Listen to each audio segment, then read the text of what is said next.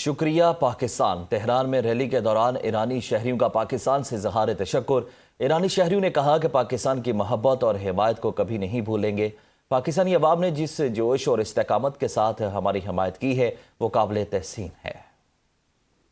خدمت مردم عزیز پاکستان تشکر ویژه دارم از مردم پاکستان. اتفاقاتی که داره تو پاکستان رقم میخوره و ما میبینیم یک دلگرمی بزرگیه برای ما. خواستم واقعا ازتون تشکر کنم و بهتون افتخار میکنیم. سلام مردم عزیز پاکستان، پیام پرمهر شما به دست ما رسید.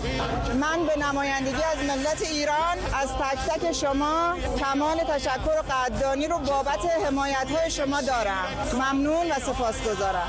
من جا داره اینجا از تمام مردم پاکستان، شیعیان و سنی‌ها و کلیپ‌هایی که من دیدم واقعا خیلی پرشور و استوار اومدن کف میدون و از قائد ما آقای خامنه‌ای رهبر شهیدمون حمایت کردن و تو این راهپیمایی‌هایی که انجام دادن شعارهای مرگ بر آمریکا و مرگ بر اسرائیل گفتن و ما خیلی تشکر میکنیم از این برادرانمون و انشالله به کمک همدیگه بتونیم استکبار جهانی رو سر جای خودش بشونیم، این آمریکای ذلیل و حقیر رو و این اسرائیل کودککش رو انشالله به امید خدا بتونیم نابود کنیم و ظهور آقای امام زمان هر چه زودتر انشالله فرجیاب بشن انشالله به امید حق علیه باطل. سلام به مردم پاکستان، من مهدی هستم کلاس پنجم.